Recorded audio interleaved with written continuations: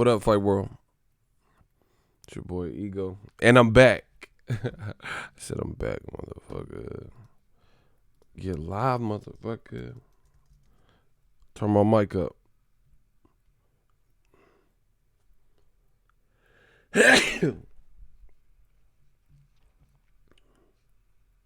Oh my gosh.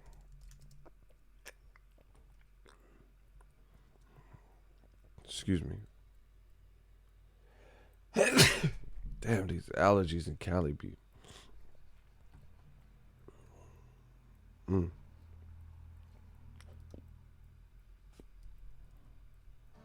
grammar and spelling are important. But if you want to write essays that inspire, messages, excuse me. connections. That's real. Turn my mic up. Turn me the fuck up. Get live, motherfucker. New media, motherfucker.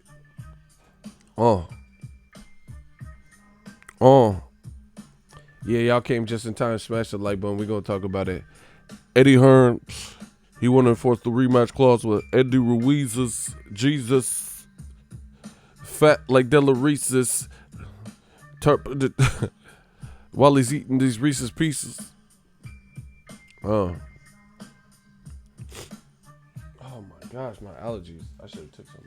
Hold on.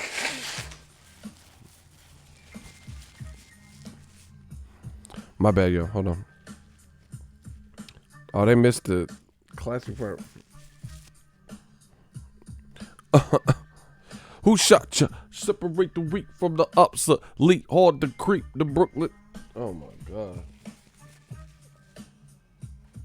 Get live, motherfucker. Do or die, motherfucker. AJ, motherfucker. Andy Ruiz, motherfucker. Who shot you? Separate the weak from the obsolete. Hard to creep them Brooklyn shit. It's on. Fuck all that bickering. Oh my gosh. Neighbors called the cops, heard they hurt. Electrical tape around your daughter. Old school, new school, need to learn though. Like, get it, bro. Man, a lot going on. Hey, we gonna talk about it. He said, shout out to them allergies. Man, fuck these allergies. Death Row East, believe in it. Yeah. I know George Foreman said he wanted to manage it. Man, he better give him a Foreman grill. He better give him a Foreman grill. Bro, we got to talk about it. We got to be about it. We talk about it. You niggas read about it. Oh my gosh, let's get it. I need to beat that move me. Nah, these beats ain't doing it. Nah. I need a beat, man. I need a beat I can trust, man. Nah, I need something different.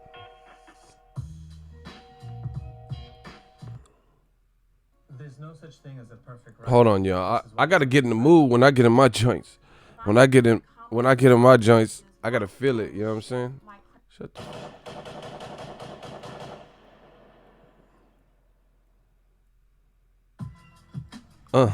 Okay. We can work with this. Let's do the Boxingego roll call one time. I like this. Hope. City States hit. Where you at? Where you from? Is he stoned? Hey, block these motherfuckers, bro. Washington Heights, NYC. Block this to the point. Yeah, we gonna get to the point. Block your stupid ass. Where you? Oh my gosh, Icy just got to the point. He put you at the point of the barrel, bro. Shout out to 318 Louisiana, Diego, Providence, Rhode Island 401, 818 Cali. Yup. We gonna talk about it. Anthony Joshua. He said he want that rematch. Okay. 318 Louisianimals. Shout out to Diego. Joshua, Texas. We gonna talk about Joshua getting reckless after he hurt Andy Ruiz. Coming right up. West London, UK. I see you. San Francisco Bay shit. We don't play shit. That's that 415-313. I see you. Auburn, New York. 402-916. Oh, Sacktown, Mactown. Shout out to Mac Road. Man, pull up a Mac Road with the Mac. Blow you off the map. Oh, my God. Shout out to 415-561. New York, Bronx. Where I'm from. That 281. Where I'm at. That's that 310. Look at Icy repping where he from, right? I thought you just called him a body. Ooh. Shout out to Dallas, Texas. 919.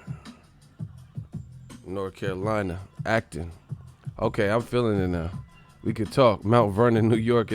Damn, the East Coast is fucking with it right now. Shout out to the East Coast, man. All right, I'm good. We ready to go. So, Eddie Hearn has announced that he's activating and triggering the rematch for Anthony Joshua's versus Andy Ruiz. I mean, we can go over the particulars if you want. He posted this on his social media. Eddie Hearn said, after meetings with AJ, Rob McCracken, and the management team in NY, we have today triggered the contracted rematch clause with Andy Ruiz Jr. The fight will take place in November or December at a venue to be confirmed shortly. So they're, they got to sit with Ruiz's team, Heyman, or somebody who represents Heyman, and figure out, the particulars. Now, per usual, I got to give you my thoughts. This is twofold, people. Smash the like button. My thoughts are going to be twofold, As a boxing fan, the first fight was good. It had drama. It had excitement, action in the rounds. So I don't mind that. I don't, it's a rematch, But me being realistic, I don't like this move. It's not just triggering the rematch clause. It's how it happened, bro. There's rumors that Joshua got beat up in sparring, that he carried a concussion before the fight, that he had a concussion after the fight or in round 3. I don't like this one bit. I said it's twofold, y'all. As a rematch, a good fight, yeah. And see, this is the thing, because I know they try to catch me up in my words. I said I always advocate for the immediate rematch, more often than not. But I'm talking about fights that are controversial, like Ward Kovalev, where people said it could have went either way. Vasil Lomachenko versus Salido, or a fight that was competitive, like Chico Corrales and Castillo or some shit like that, where it's competitive and then, at the last minute, somebody else wins, stuff like that. So Mayweather, people seeing there was controversy. Okay, push for the immediate rematch. I don't like it in this situation, right? It's not even so much that I don't want to see them rematch. I don't like, with all the shit swirling, Joshua, look at the rumors that he had an anxiety attack, the Joey Dweco knockout, Iji Caballel bullshit, somebody knocked him out in sparring, rumors. He was concussed before the fight. He was concussed during the fight. I don't like someone being in that state of mind. And instead of taking a little bit of a rest, a break, you're already talking about the rematch, because I don't feel like at that point in time, you are fully, you haven't even let nothing settled. You know what I'm saying? It's just like a rebound relationship.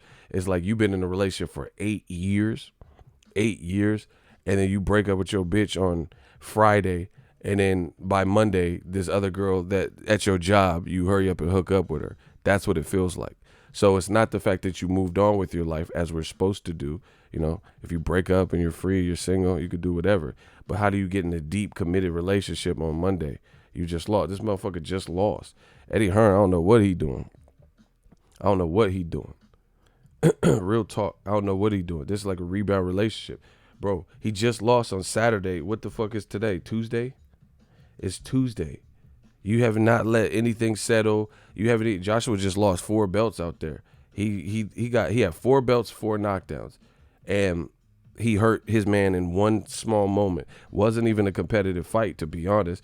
I guess it was an interesting fight, an action fight, because of, people didn't expect it. But from a competition perspective, it wasn't even like, even Katie Taylor. I thought Katie Taylor lost to Delphine Persons but at least it was competitive. It was like, I thought Katie Taylor got whooped, but she was still doing enough to make it competitive. This shit wasn't competitive. Yeah, shout out to my dude Todd. Yeah, exactly. They didn't let it marinate. I don't like that. I don't like that one bit because I know what that means. I said I know what that means. Shout out Block Boy Apparel, $1 super chat. That to me, Joseph. Shout out to, we got another $1 super chat. Shmoney gang. First, what that means to me is, like I said, it's like a rebound relationship. Your man just went through it. You're not. He back up, like, okay, so he lost Saturday in New York, Saturday night, slept in a hotel presumably, and then flew out Sunday, and he's already back in London or back in the UK, right? So he has to catch a 15, 16-hour flight, and then he's back at home. He hadn't even had any time to let this shit process, really. You get what I'm saying? Him or his team. They were in line to have one of the biggest fights in boxing, world boxing. Eddie Hearn confirmed that, with Wilder. And then now they already pushing for the rematch, bro. I don't know what Eddie Hearn is doing. Block Boy Apparel, $2 super chat. Clean Boxing, $2 super chat. Been watching Ego for about 4 years now. Shout out to you. Yeah, man, we just keep chugging away. So, like I said, I'm not worried. I'm picking Andy Ruiz again, unless I see some need to switch. But I'm picking him again. I don't like this for the fighter. If they listen, because I know a lot of these dumb motherfuckers in the comments say, "Oh, you don't want to see that. You're scared for Ruiz." I'm not scared for Ruiz. I'm scared for Joshua, because I know. Block Ryan DeRoach, bro. What the fuck? He said, "Wear the hat, bro. Get these motherfuckers out of here, bro. We have a big boy talk. These motherfuckers asking where's my hat at? Weirdo shit." Listen, so please don't try to switch it. Oh yeah, you're scared for Ruiz that Joshua's gonna beat him. No, that's not it at all. I don't think that's. I think that I feel bad for Joshua in that situation. Like, bro, he hadn't even had a chance to let it marinate. It looked like reeks desperation. Like it reeks foolish pride. And from what I've seen in this sport, foolish pride ain't gonna get you nowhere. You got to be smart. Joshua Ellis, $2 super chat. Ego, they desperate for them belts back. Listen to me, people. It's not even the fact that they're pushing for a rematch. It's in this fashion, bro. He just lost on Saturday night, so we'll just say Sunday, because by the time you did your medicals and shit in New York, it was already midnight. So you lost Sunday and it's Tuesday, and you already have announced that you've met with people. You don't even give people. Why were you even? This is weird. Why would you even meet with him? Let them fucking. The damage is already done. Ruiz did what he did. He said what he said. He lived up to it. He got up from the doctor. Everything already happened. Why would you even be holding meetings, bro? You know what I'm saying? Instead of letting them rest, letting them regroup and strategize. See, that's what I'm saying. It's like, the thing is, Eddie Hearn ain't in there with Andy Ruiz. He ain't in there. This is do or die now. This is do or die for Joshua. He ain't in there with him, so it's easy for him to, try to save face. Oh, DAZN, we're gonna get the belts back, and try to get it back on rematch room. So he willing to take that gamble because he don't have to take them shots. I do not like this one bit. I don't like this one bit, bro. Rematch clause? No. Rematch clauses. I don't know because I know boxing and I know boxers, right? Hold on, shout out. The money just keep coming in. I try to tell you, bro. I'm the truth. Like the baby. I'm shook. I'm the truth. Hard cam. I'm the truth. Shout out to Joseph. $2 super. Ego, what's your breakdown for Wilder Ruiz? Bro, no disrespect. I told you. You're going to see switches on the channel. I don't care about Wilder Ruiz. Wilder, last time I checked, he was fighting Luis Ortiz and then Tyson Fury. We just get news that Eddie Hearn is pushing for a rematch. Why would I be worried about Wilder Ruiz? We got to see what happens with AJ Ruiz. Listen, this is not the channel for you guys. if you want to talk about a bunch of fantasy, I'm not trying to be a dickhead. I'm not trying to be rude. I don't care about a bunch of fantasy stuff. Like if all the breadcrumbs are suggesting or leading a certain way, why would I talk about Ruiz when he's contractually, mandated to fight Joshua, and then his team is saying they're pushing for the rematch? Why would I care about Wilder Ruiz when we might not even make it to Wilder Ruiz? Wilder versus Ortiz is a dangerous fight. Andy Ruiz, that's a dangerous fight for him too, and it's a dangerous fight for AJ. So, I'm not really worried about these fantasy shits. You know what I'm saying? Peter Pan versus He-Man. I don't really, me personally. I'm trying to talk about, I'm trying to uplift boxing. I don't know if you guys see this. I'm trying to uplift boxing. Let's get back to that reality, real shit. I don't care about Conor said he wants to beat Floyd again and shit like that. Floyd's retired. I don't know what you're thinking. I don't care about, I know I could beat him easy in the rematch. I really don't. I'm just telling you what it is. And like me throughout life, you could say I'm abrasive, prude, Aries, headstrong, but at least you guys know I'm out here. Like I tell you what it is with me. There's nothing to get. There's no guesswork for you guys. I don't really want to talk about like Mike Tyson versus AJ, what would have happened and all that. Block Boy Apparel, because we got, the thing is, $2 super chat, free band gang. I got a lot of people that rely on me, rely on my voice, rely on new media, and we got enough issues that are actually happening to be talking about other stuff. You know what I'm saying?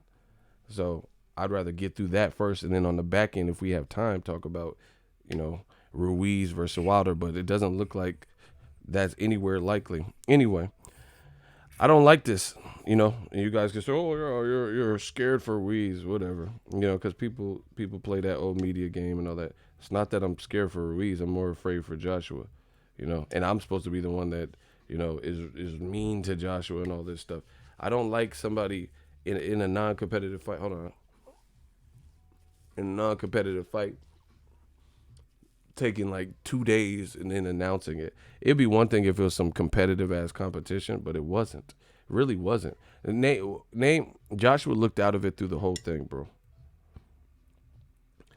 Outside of round 3, which is obvious, and I can't even count round 3 because you hurt Ruiz, which was good for Joshua, but then it became a 10-8 round for what's the name. So I can't even consider round 3 because you drew first blood, but then in turn you got knocked down twice yourself.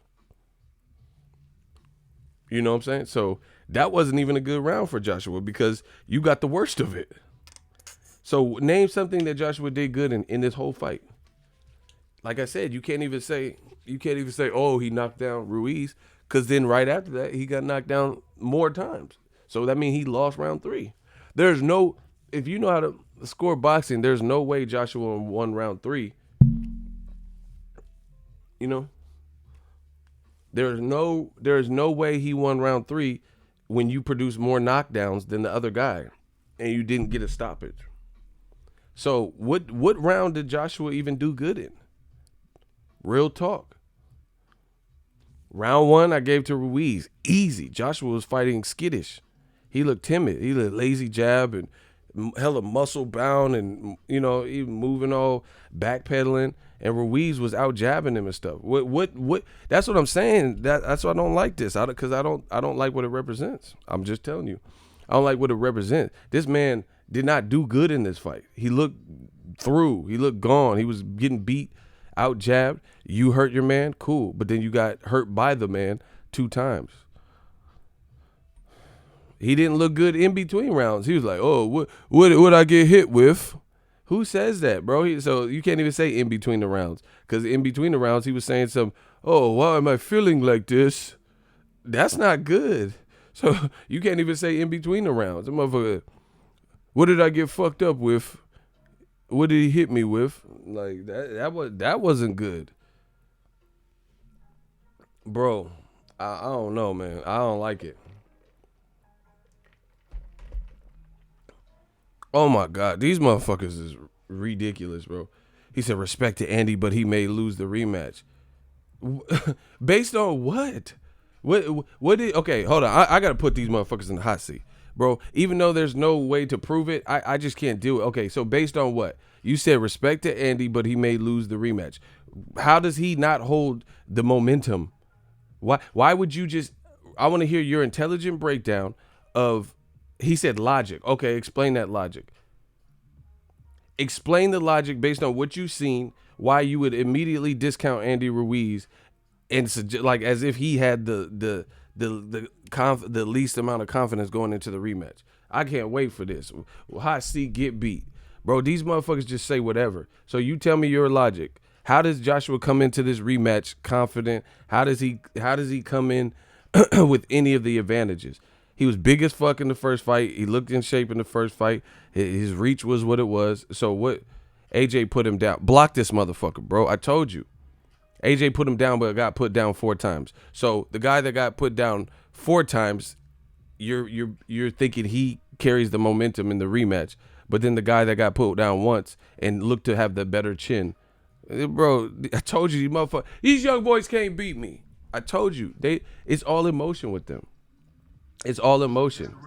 This the real deal. He said he got put down. So okay, if you got in a fight with someone and you got dropped 4 times and stopped and you looked out of it the whole fight, you would rather be the person who created the first knockdown but only won. Come on, bro. Wasting my time. Luckily, you see these super chats coming in. Luckily, I get paid for this, but you don't. You don't, bro. Andy Ruiz absolutely, unequivocally, inexplicitly carries the momentum into the rematch. Fuck what y'all talk about, bro. Yeah, oh yeah, because now he got a taste of getting his ass beat. So I mean, I'm not saying it's inconceivable for Joshua to win, but he definitely doesn't carry the ebb and flow or the momentum. If anything, Andy Ruiz and his fucking Snickers sponsorship and shit, that his confidence grows because he proved he can actually look at Loma Checkers is back. Ego, I want to stay on your channel and I promise I will not say stupid stuff again. Bro, just keep an eye out on Loma Checkers. Just keep an eye out, bro. If you keep doing that weirdo stuff that you've done in the past, the last 20 times, then we got to get rid of you, bro. If you want to just chop it up and learn and be regular, then whatever.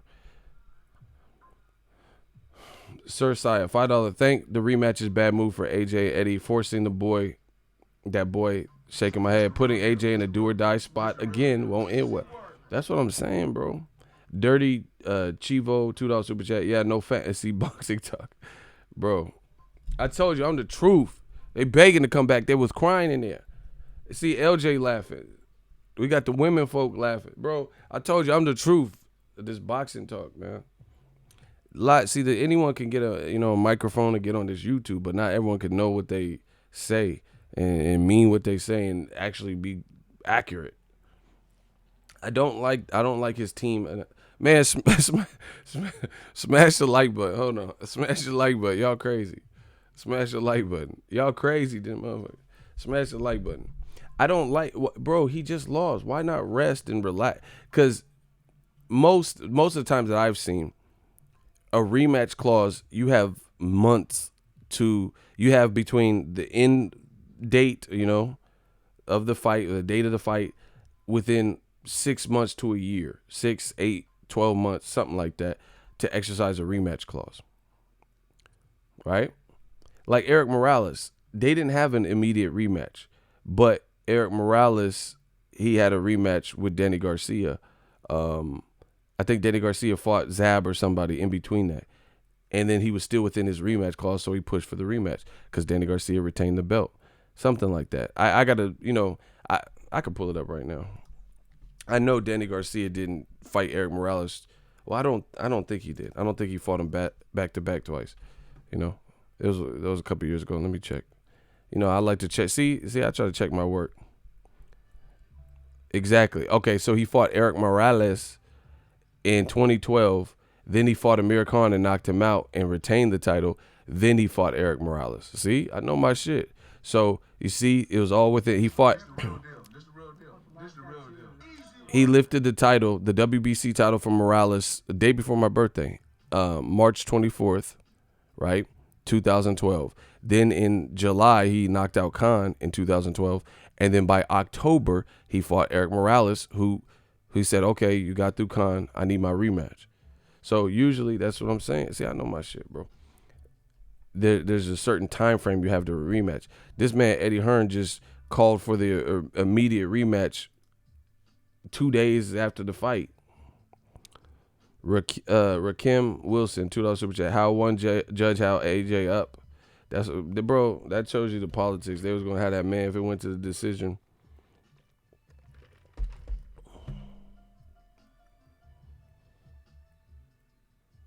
Oh, Icy said that's bullshit. I don't know about that. I didn't say that.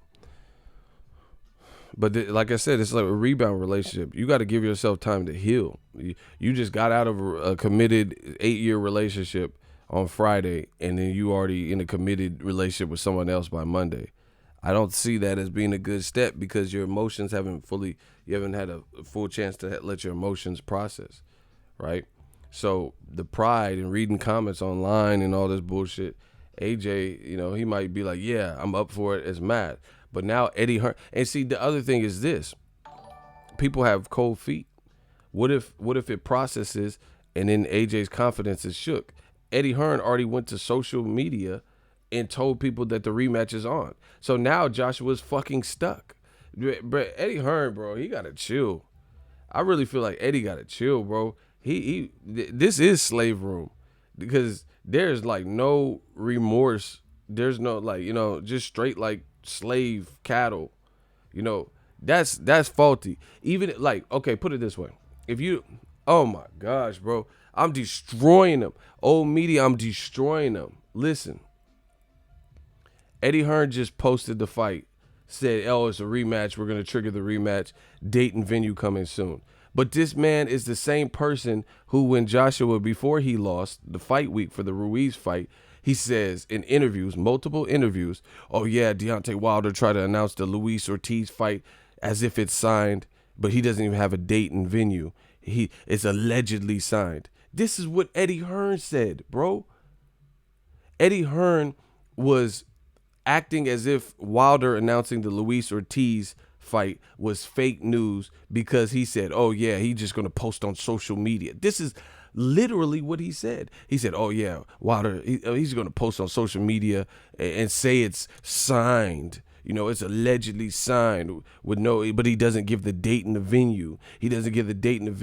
Well, guess what? You just took to social media with no date and venue, and you have an approximate month you want to have the fight in, no date and venue, and you still got to talk to Ruiz's team. Why would Eddie do that, but then criticize Deontay? Bro, I told you they can't think like me. My mind is too sharp. I don't know what they thought. I don't know if they thought, minorities are dumb. I don't know, bro. But you're not finna play me. I got a good memory. He just got off of saying that Wilder, oh yeah, Wilder, he gonna announce Luis Ortiz, it's signed. Where's the date? Where's the venue? And doubt that fight is actually gonna take place. But you just did the same thing. This is hypocrisy. I don't know what you want me to do. I don't want to go to jail for something I didn't do. I'm Ego Valley. Oh my gosh, bro. How is this not hypocrisy when he just got finished saying and acting as if, because Wilder is none of your business, so you all up in his business. He just got finished saying that Deontay Wilder, Luis Ortiz, suggesting and insinuating that they just threw that out there and it wasn't real or some shit just to fuck with Joshua's head, which obviously worked. He's like, oh yeah, that was just a Instagram. Who knows if it's real? It was just an Instagram post with no date or venue. But you just posted,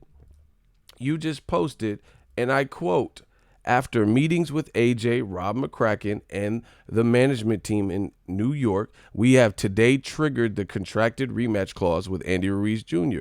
The fight will take place in November/December at a venue to be confirmed shortly. So you don't know if it's going to be in November. You don't know if it's going to be in December. And you haven't been deep enough in negotiations with Ruiz's team to even know where it's going to take place. You can have your preference. You could throw out some money. You guys have to hash all of that stuff out. So once again, new media, versus old media. This man last week just finished saying that Wilder's fight. Oh yeah, he knows the business. He knows how fights go. He tried to insinuate like Wilder Ortiz was fake news because they didn't have a date and venue, and it is fake news because Deontay Wilder announced it the same way you just announced it. Oh my gosh, bro, I'm the truth. I told you. So once again, this is a rich, snobby Caucasian type of behavior or attitude from the Hearns family. You know, like you could do it and there's no scrutiny and no criticism. But when Wilder, just some man from Alabama, when a black man does it, then all of a sudden it's fake news and you're pretty much insinuating that it's not real and that there's no real fight and they're just trying to, you know, coattail Joshua and stuff like that. You just did what you shamed Wilder for doing. You can't tell me this new media shit ain't real, man. So once again, why would you say November, December? If it's already a done deal, right? If it was already a done deal, tell me what is it? Is it November or December? Why can't you tell me that? Because you don't know.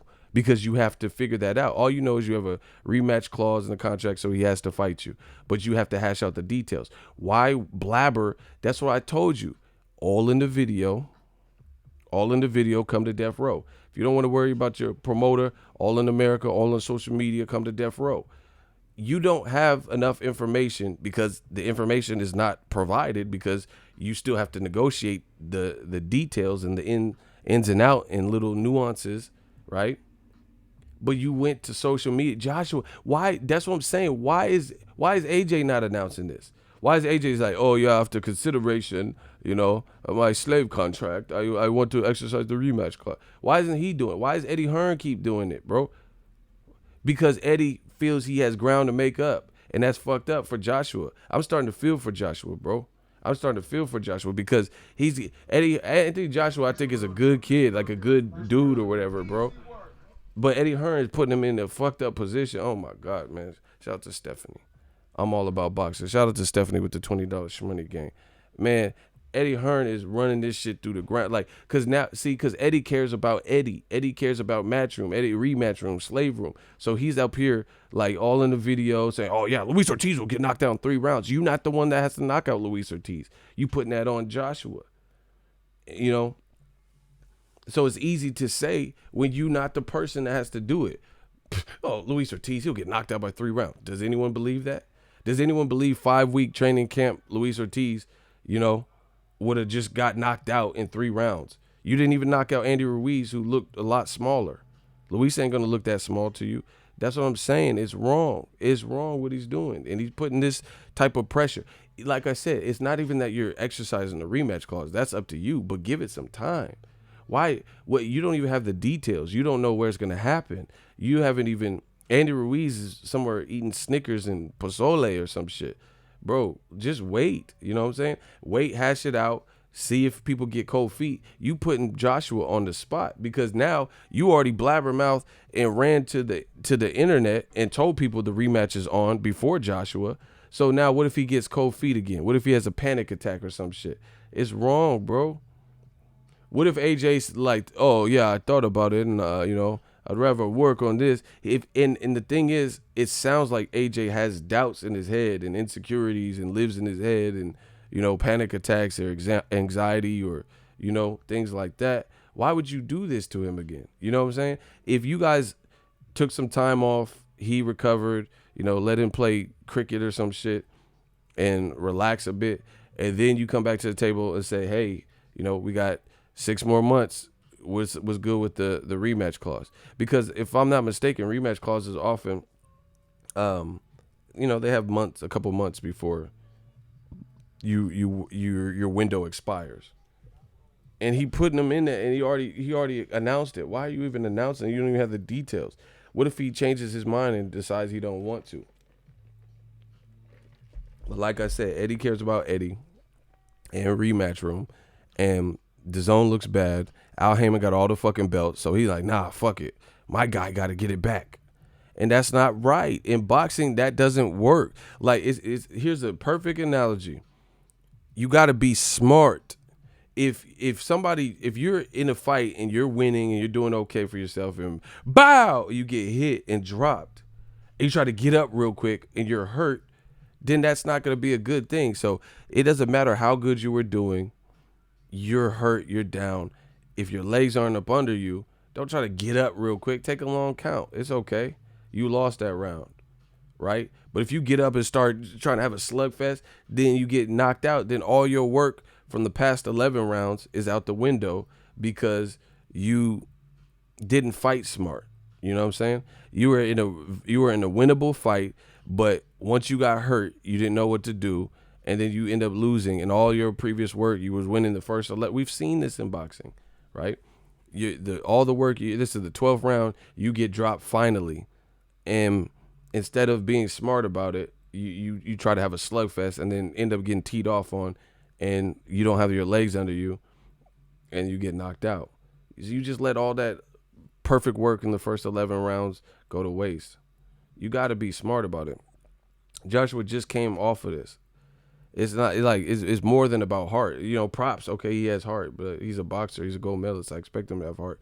You know what I'm saying? It's deeper than that. This is Joshua's career. If he does not win, then now he's relegated to, David Price type of status, or, it's just not a good look, people. So me personally, if see this, and you wonder why people like Al Heyman. Al Heyman don't always put his people, like, you know what I'm saying? Like, he doesn't, like, he seems like he care about the fighters, bro. You get what I'm saying? Like Amir Khan or something, when Danny knocked him out, he didn't just put him in with Canelo next. He fought a tune-up style fight. So I think they should have had a real long, hard, first of all, take a break. You were concussed.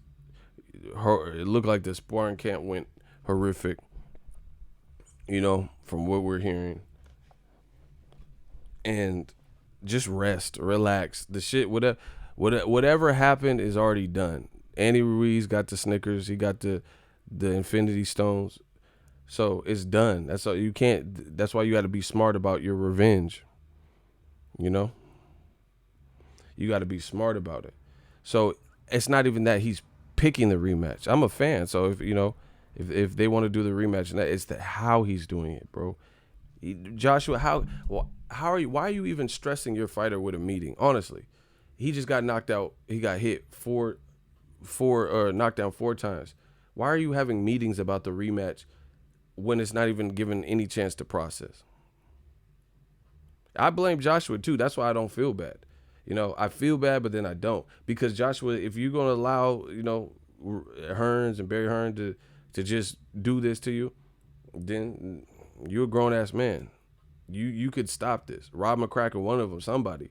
They could stop this, say, hey, Eddie, I know you want to get that get back. I know you want to get some, DAZN. You want to get them back in a good position, where their cash cow is their cash cow again. But just wait a second. Like, let us recover, because what's done is done. You still have options on Andy Ruiz up until whenever the rematch clause is, his window is. So I don't like this. I'm definitely favoring Andy Ruiz, and especially with all the shit that's going on. And that's why I feel like it's foolish pride, because all the shit that's going on, Dueco knocked him out, and they're saying he had concussions. The father was mad. You doing this for your own personal reasons to try to make up ground. But boxing don't work like that. So you going to get your boy up in there, and then if it's a repeat, then it's over.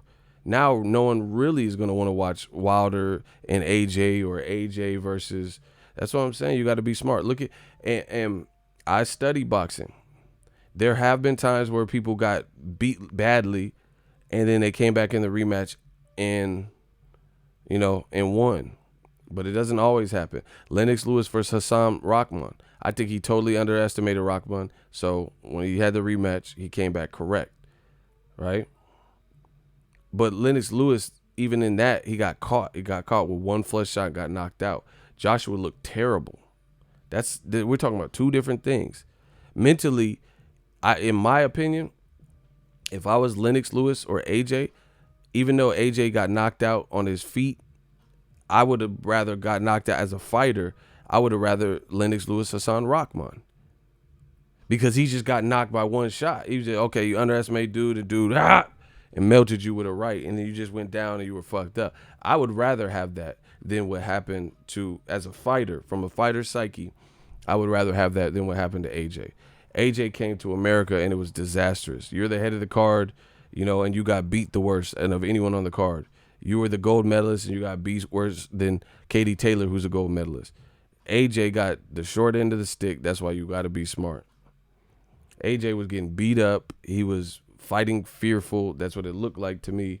He was fighting gun shy. He didn't look like he had his bearings. His stamina looked trash. He was breathing hard before the fight started. He looked spooked before the fight started, looking around all, you playing with my Smokey. You're playing with my emotions. You Like he looked like he's seen a ghost. Like, remember when Channing Tatum did the drugs on 21 Jump Street? And then he was talking to the PE teacher, and his face was all, he was like, oh, that's look like Joshua when he accidentally took them pills on 21 Jump Street. And he started spazzing, wigging out. That's how Joshua looked. It looked like everything, the pressure, anxiety, whatever, nerves, jitters, butterflies. Yeah, he butterfly. He turned into Mariah Carey with them butterflies, bro. It looked horrible. So that's different. Lennox Lewis, he underestimated dude. He was filming movies and shit, and he just got laid out with one shot. That's easier because now you have to look for that shot and make sure you don't get hit. So Lennox Lewis avenging it, I can understand that because he's like, man, I just fucked up right there in that spot. I should have pulled my hand back, or I had a lazy jab or something. You could just look at that sequence and then make sure you don't get hit with no foolishness. Joshua, his beating was different. That's why I wouldn't have rushed it like that and announced it 2 days later.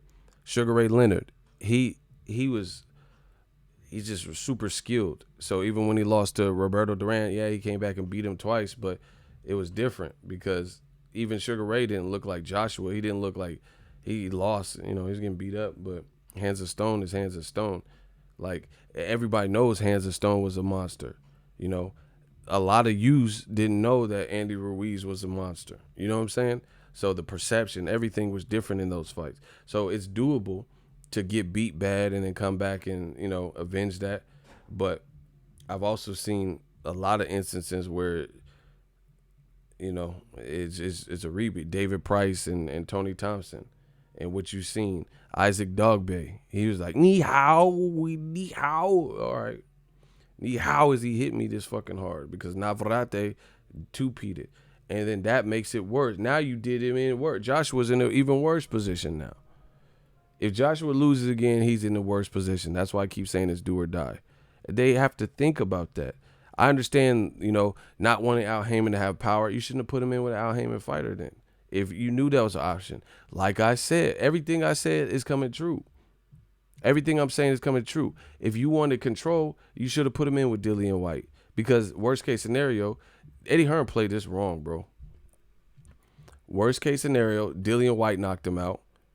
Dillian got the belts. And you have a working relationship with Dillian White.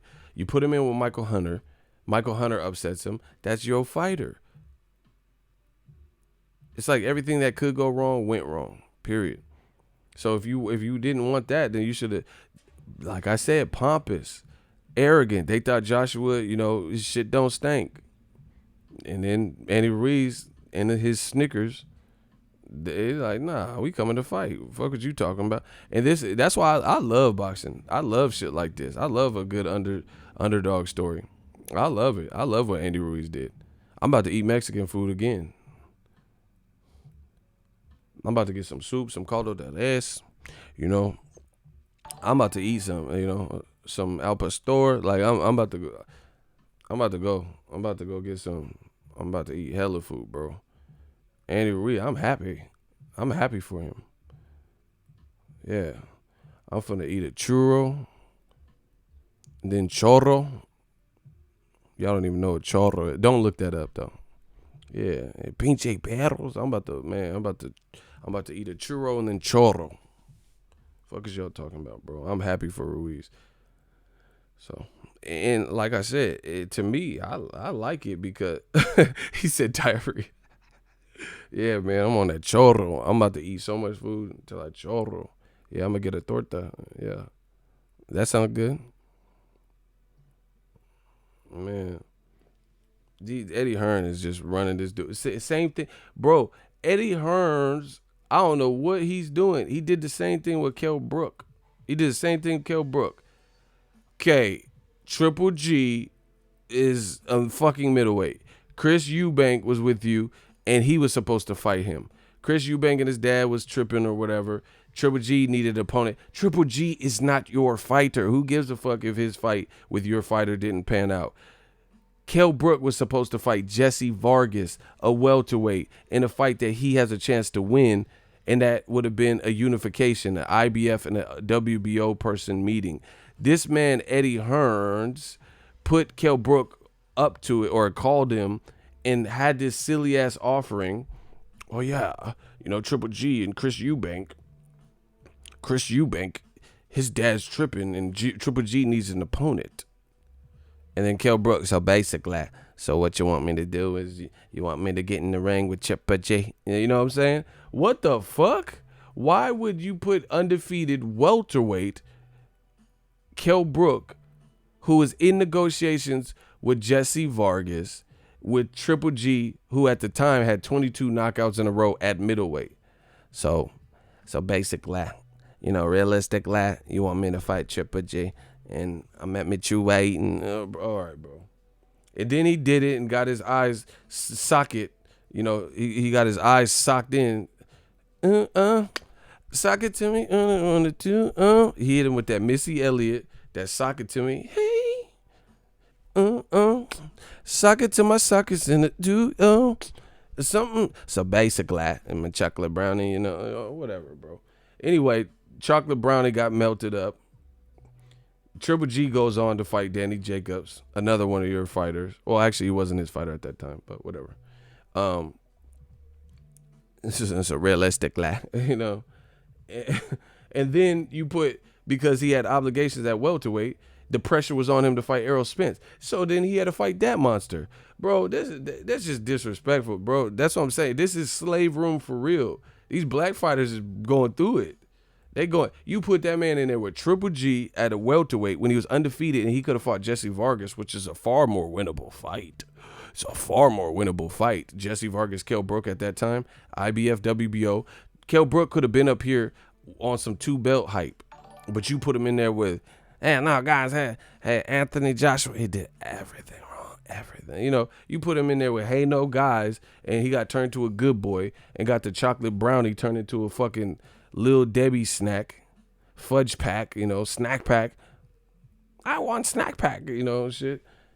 And then you put him in there with fucking whatever, Errol Spence.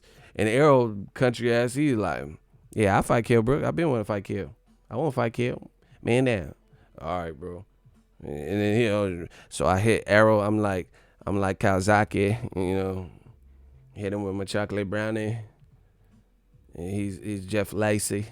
I'm trying to tell you, Spacey Lacey. And then Errol, like, I don't care what he talking about. I'm from Texas. I'm from Texas. I fight Kell. Call Errol. I'm from Texas. Man down. And then now Errol got him a body, and you made him into a star, bro. Eddie Hearn. I just thought of it. Eddie Hearn been making Al Heyman fighters stars, bro. He making everybody else's stable stars. Triple G knocking out him and then going back to K2 or Tom Loeffler or whatever. Al Heyman, that was a mandatory, but still, Kell Brook had a better chance to beat Errol Spence not taking the fucking Triple G loss and his fucking eye falling out or whatever. I'm not saying he would have beat him, but I would have, whatever, bro. So then, yeah, I'll fight Kell. I'll fight Kell any day of the week. I fight in Kell backyard. Chocolate brownie, man, now. Like, then he got knocked out by him. Now we don't even see Kell. Kell fighting strippers and shit. So basically, I'm fighting this Chippendale stripper. Slave room. See, and y'all say I'm the hater. I'm the one that care about these fighters, bro. It's not even I don't make 1 red cent off Kell Brook, 1 red cent off Anthony Joshua. I just tell the truth. I'm the truth. I just tell the truth of what this shit is. You talking about I'm the hater. Who looked like a hater? He the one sending them slaughterhouse. He's sending them to the slaughterhouse. Triple G and then Errol Spence. What the fuck type of schedule is that for a guy who is undefeated and a champion, bro? Come on, bro. What type of schedule is that for him? Why did you even put him in with Triple G? Like I said, you care about your events. You care, rematch room. You just putting them in, bro, because you don't have to fight. You and Barry Hearn ain't fighting these motherfuckers, bro. You ain't fighting Triple G. Hey, no, guys, hey, good boy. It's not. Hey, Kell is nothing. You're not having to fight that. Just like Eddie Hearn. That's what I'm saying. Eddie Hearn, Anthony Joshua will knock out Luis Ortiz in 3 rounds. All right, put him in there with them then. Put him in there. You see, that's what I'm saying. You making your fighters write checks that they can't cash. You putting this immense pressure on it. Chill. Like, Joshua's a good fighter. You putting him already up to a rematch. Like, this man. This is crazy. This is crazy. I believe Barry Hearn when he said that slave trade shit, bruh. I believe it. Because that's how it's being run, like cattle. You're not putting people in a position to win. Like, you're not putting them in a position to win. I'm not advocating for cherry picking, but goddamn, like, even if you push for the rematch for Joshua Ruiz, let that motherfucker have a Sunday dinner first. You feel what I'm saying? Like, that motherfucker can't even have a Sunday fun day, Sunday dinner, and he already negotiating the next one. That's crazy, bro. That's crazy. A motherfucker can't have a turkey hungry man, and you already trying to meet up with a fucking offer for Andy Ruiz. For real, he can't get two meals up in him, and you trying to oh yeah, the Ruiz match is on. It's a cracker of a fight. All right, bro. And then when Andy Ruiz go in there, with a Snickers trunks, then it's over, bro. It's just it's dangerous.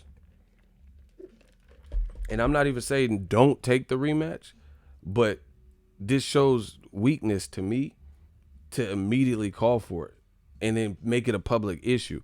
And it puts Joshua. I see why the father was mad. I see it. You just put this man up to not taking the Deontay Wilder fight for $50 million flat fee plus the pay-per-view proceeds 50%. And then he got whooped by someone he wasn't supposed to get whooped in America. That's what I'm saying. Why did you even have him fighting in America? What happened to April 13th? Bro, it's coming down. It's coming down for Eddie Hearn right now. It really is. This American takeover is looking horrible. And I'm not the smartest brother in the world, but one thing I do know is, a dog, it's hard to teach an old dog new tricks. A tiger doesn't change his stripes. And Andy Ruiz, that motherfucker got heart. That motherfucker got horde out there. So, like, he's not after the feeling he's probably experiencing, after that, he's going to be confident. He's going to come to fight. He's not going to come to just lay down or some shit like that.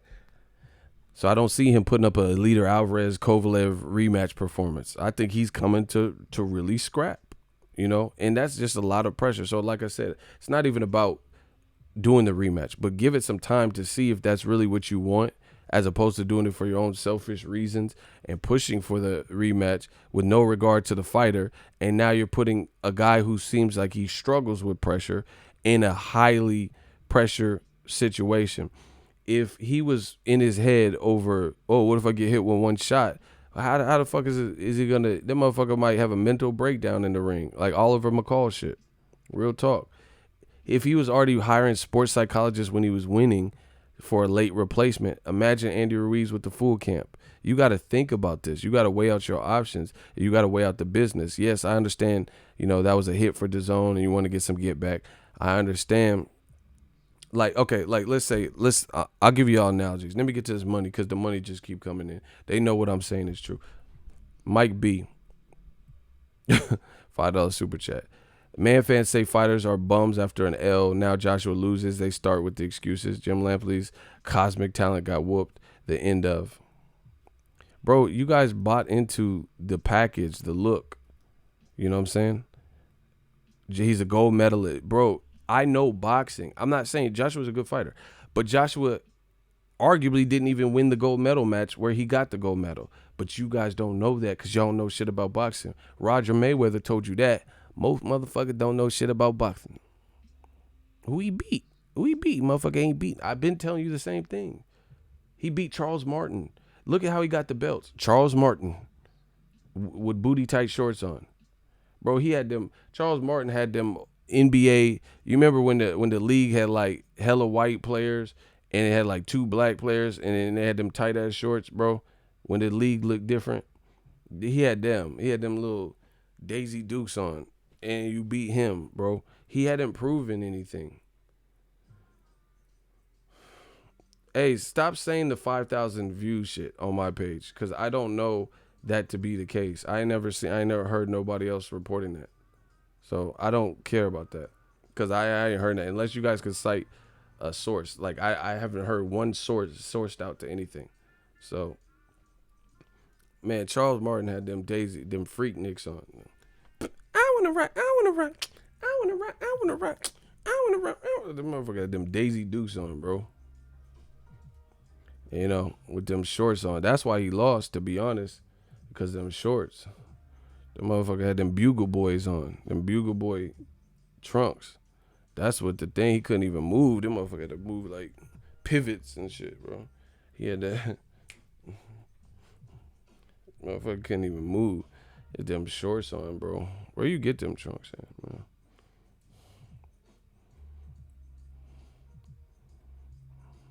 Yeah.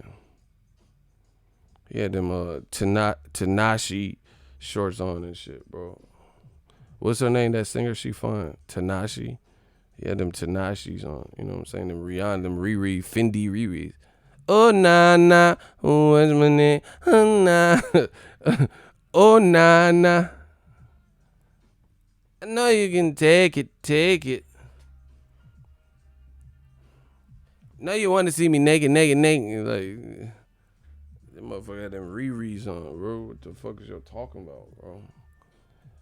I don't know if you can take it. Know you want to see me naked. Umbrella, Ella, Yeah, he had them Tanashi, them Riri, Fenty Riri's on shit. Hate all y'all. I don't know if you can take it. I know you want to see me naked. Hi, Rihanna. You know, you go, you pull through a girl house. She said she come through. You know, allegedly she was sleeping and shit. She said pull through. You could pour through. It's like 3 a.m. in the morning. You pull through it. She had them little shorts on. You know, oh yeah. You was sleeping like this, huh? You know. Like how your hair did, and you was asleep allegedly. You ain't got no sleep in your eye, no drool in your man. You got them shorts on, bro. Hell no. Nah. Yeah, man. He had them Greg Louganis trunks on. That's why he lost, to be honest. Talking about, I walk this earth like a god, bro. God don't wear them trunks though.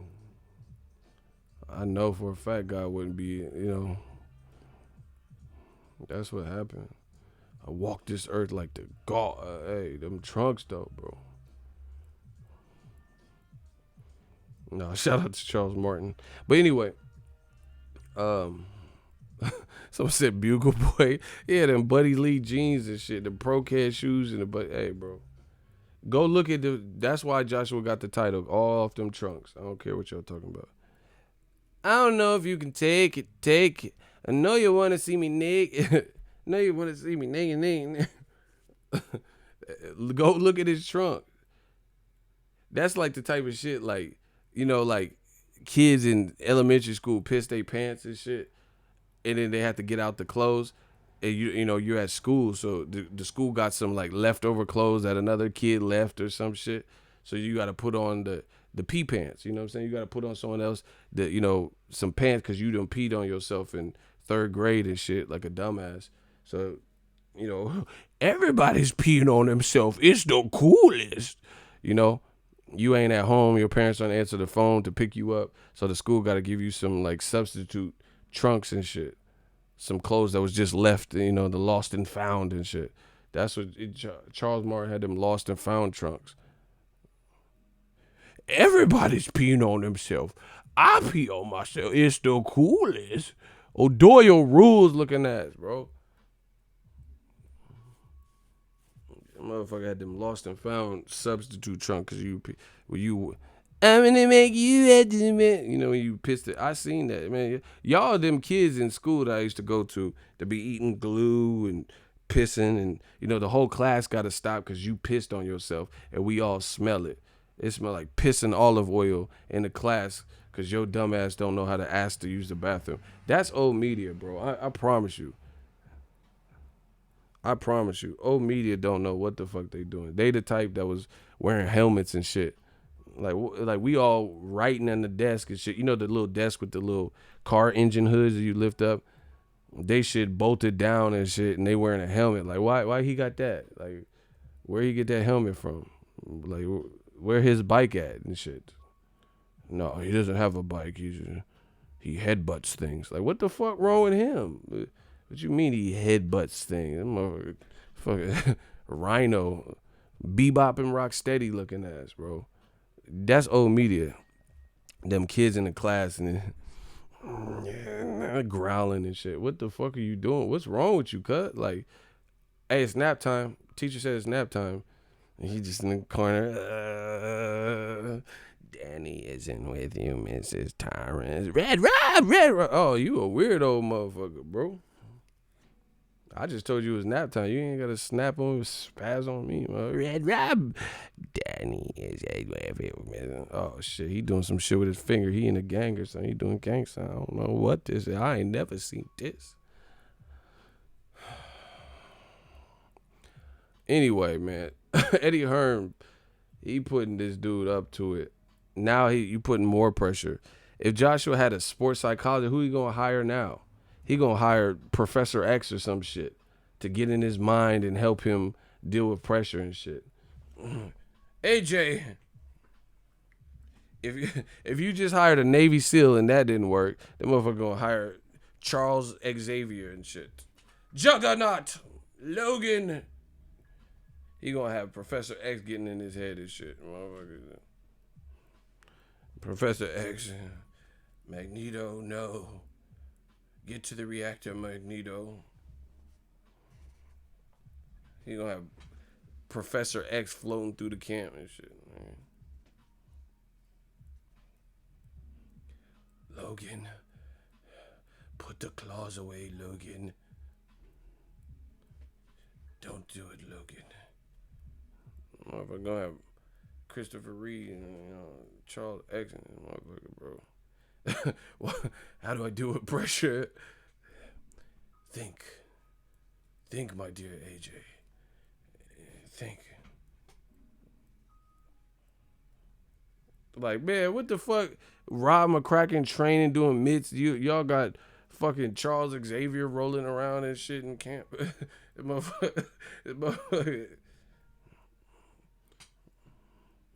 know, I never understood it. Professor X was a dumbass, bro. How can you lift up houses and cars and shit with your mind, but you can't lift up your legs? You about a dumbass, bro. The comics don't even make sense sometimes. Professor X be lifting shit and doing telekinesis, and his mind is so powerful, but your dumbass is can't move and you paralyzed. Hey, that shit don't even make sense, bro. You can't walk, but you can lift up a house, bro. Your mind ain't as good as you think, bro. I never understood that. See, my mind, that's why I can't smoke weed or anything, bro. Because my mind think about this shit. How the fuck he's scooting by and shit through life, but he can lift up IMAX and, all types of shit, and his mind is so powerful, but he can't walk, bro. You bet. Charles Martin, whatever, Professor X, that motherfucker was fronting. He could walk. He was just lazy. He like them people at Walmart that get in the electric carts because they don't want to have to walk. Like, I just came off surgery. You didn't come off no fucking surgery. You just don't want to walk through this motherfucker. They be in them little scooters and beep beep, doing them slow ass turns and backing up hella slow. Hey, bro. Yeah, Professor Ekon, he can't walk, but he could do all this other shit. He could destroy the world with his mind and get in your head and all that, but you can't fix your legs up to walk. That motherfucker. Logan! Why, Logan? Don't do it, son.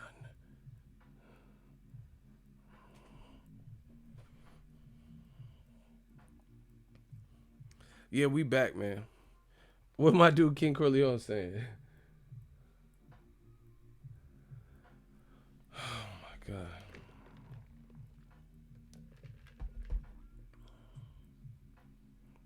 Smash the like button. He said blame Magneto. Y'all funny, bro. Yeah, so just think about it though. If Joshua hired a Navy SEAL, block Luis Ray Ramirez. We don't care. We don't want you. Bye. Block Luis Ray Ramirez.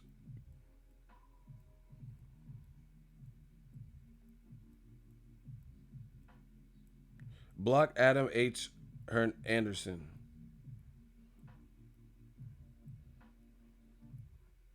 Block. Where do they come from, bro? Get these pendeos out of here, bro. See how we always be having fun, entertainment. They always try to come with the fuck shit, bro. He said Ramirez, he gonna cry in the car. For real. Yeah, man. I'm just saying, man. That's a lot. I would at least let AJ have a couple sleeps. You give him a couple sleeps, a couple nights of sleeps before you start bombarding him with rematching the guy who, was responsible for the worst night of his professional career. But like I said, Eddie Hearn does Eddie Hearn. He's doing his thing. Because, see, that's what I think. Eddie Hearn, he's not worried about his own. He worried about his own professional interests and his relationship with DAZN and, Madison Square Garden. And DAZN's pissed off because they cash. Bro, DAZN just lost so much money. They blew up Al Heyman's fighter who really don't have nothing. And you going to put him back in there with that without thinking about it? All right. Bro, DAZN just gave Joshua reported $20 to $35 million to put up that performance.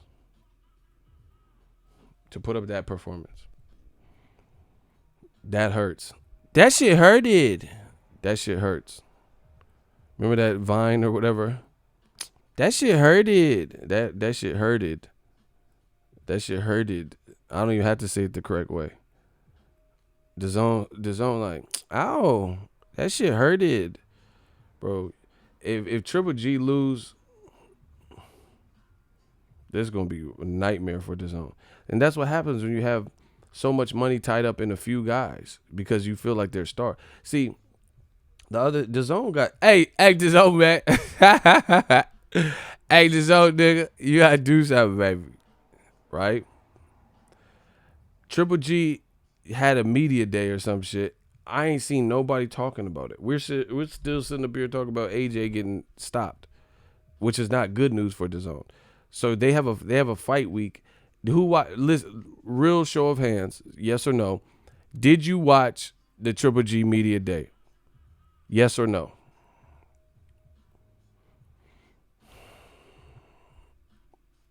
Yes or no? Did you watch Triple G's media day today? No, I didn't. Nope, no. Waste of money. No. Nope. No. What media day? Bro, see? That's what he said. There's a media day. These people don't even know. That's what I'm saying.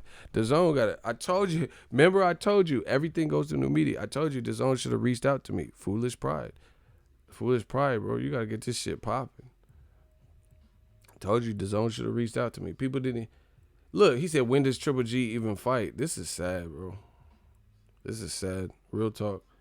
Triple G's fighting this Saturday. Look, me asking you these questions, I'm promoting you right now. Like Eminem said. I'm giving him promotion just off of that.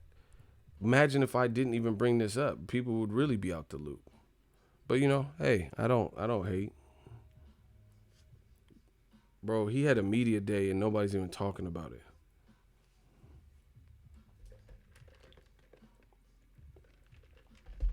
Paying all these fighters all this money. And so you paid Joshua all this money and he lost bad to an Al Heyman fighter who Eddie Hearn has no options on or no way to sign because he's, unless Al Heyman gave him up or something. And why would Al Heyman give him up, when he just won? And he was the one that signed him when Top Rank left him. Yeah, Triple G had a media day. That's what I'm saying. People don't even know what's going on.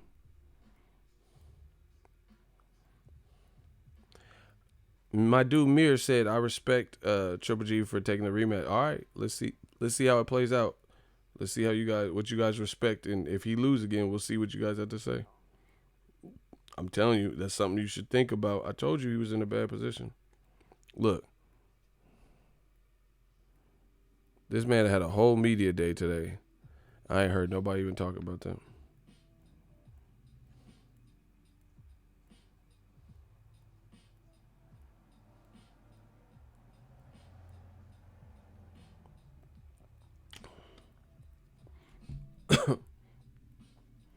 Man.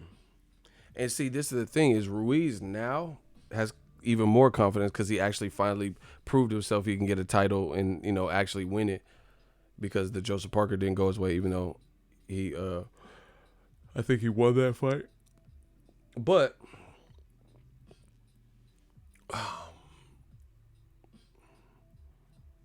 I don't know if Joshua has the options, because Joshua's going to win in the UK. Eddie Hearn's going to win in the UK for sure, because that was a disastrous night.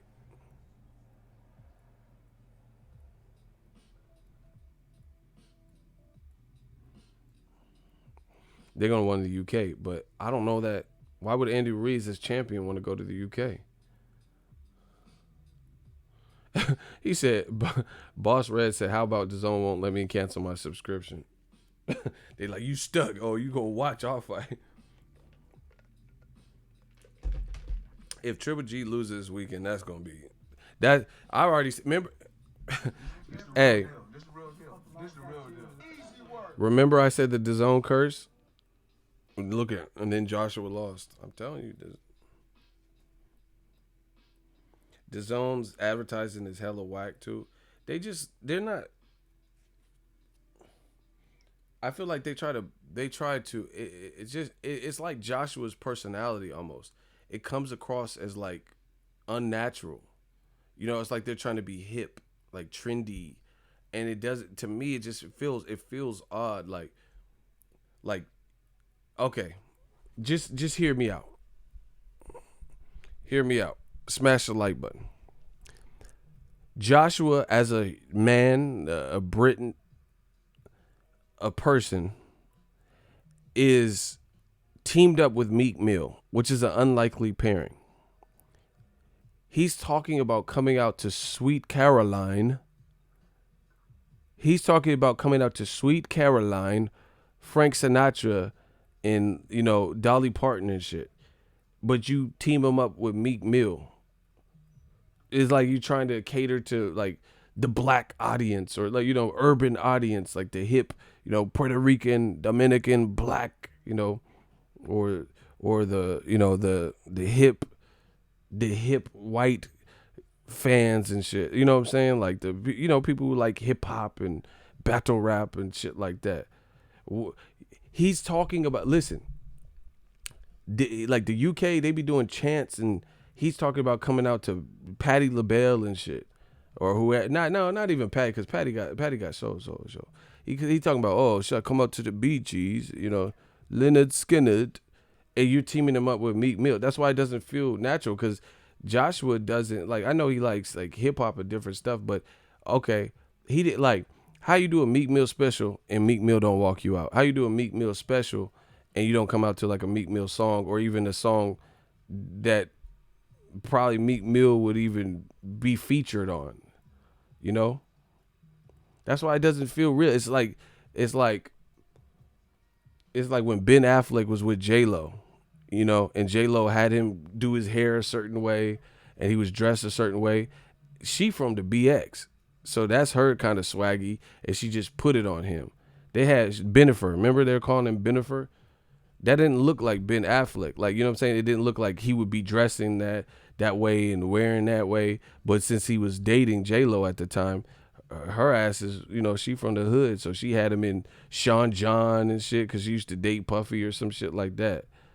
And so it just didn't look, you know, it doesn't look natural with shit like that. This motherfucker, oh yeah, I should come out to Sweet Caroline, you know. Michael McDonald. I'll come out to Michael McDonald, and then you sitting him down with Meek Mill. It just feels forced. That's just how I feel. It feels like forced. You just where did Meek Mill come from? You know, Tracy Morgan, bang pay-per-view. Like, what Tracy Morgan got to do with this shit, bro?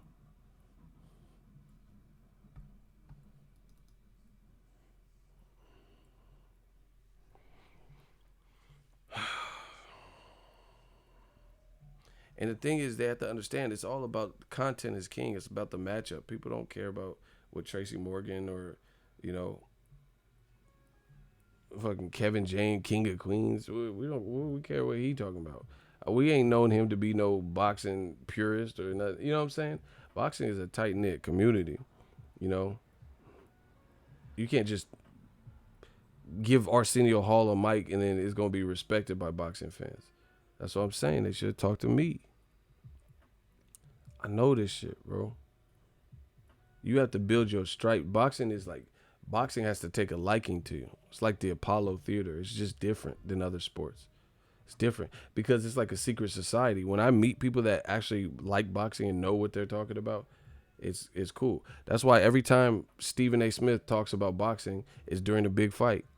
I never see him say, "Oh man, Isaac Dogboe versus Navarrete," you know, unless he's on the telecast. He never talking about the smaller fights, you know.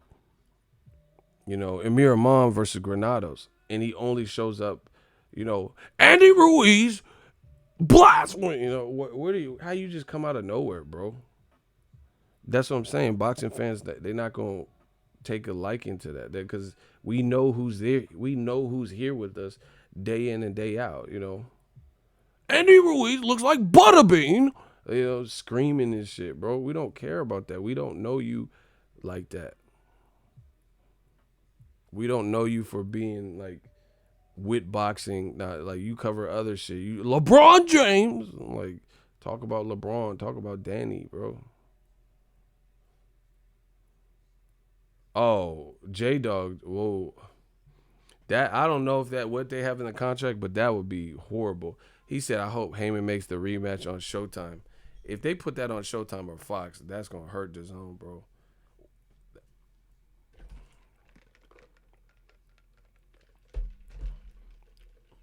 Stephen A. Smith, y'all going in. That's what I'm saying. Like you still calling the man Butterbean. So the guy that looks like a bodybuilder, he got knocked out by Butterbean, and you still insulting him. See, it's just backwards, bro. We still talking about the man's body, but he pulled off the upset with that body. He had better conditioning with this body. That's what I'm saying. These motherfuckers don't know boxing, bro. Andy Ruiz got jelly rolls or whatever the fuck you want to call, love hand or whatever you want to call, and he still beat the guy who was chiseled that looked like an Avenger. So what that mean? Who was breathing harder, Andy Ruiz or AJ? Clearly AJ. So why are we still talking about this body shit? He got beat by a guy that looks like Butterbean. Like, what are you screaming that for? The guy that was 6'6" and, you know, gold medalist, he's the one that lost to the guy, you know, who's bragging about Snickers. So that's how I know you don't know what you're talking about. But yeah, man, I don't like this announcement, to be honest. I just feel like he's putting Joshua in a do or die situation, and it looks like Joshua has fears, and you know, this only made it worse losing in that fashion. Like I said, Lennox Lewis versus Hassan Rahman, he got caught with a big shot, and he went down. Joshua There's more to it. You know, he looked shook from the beginning. He looked relieved when he lost. He was looking up, like he got up. You know, props for getting up, but he looked like it looked like Amir Khan versus Crawford type shit. You know, it looked like he would rather be able to say, I argued with the ref and lost, as opposed to getting knocked out. Like his biggest fear or something is getting knocked out like Brazil got knocked out. You know what I'm saying? But if you have that in your head, then that's not a good look. If you, because you're gonna fight skittish and you're gonna fight a type of way. You just have to know as a gladiator that's an option, especially in the heavyweight division. Nobody wants to get knocked out and go viral, but I mean, you know how people say scared money don't make money. You can't be in the heavyweight division if you in your head like that thinking about that. Nobody wants to get knocked out, you know, and then everyone in the world to see, but you're in a gladiator sport.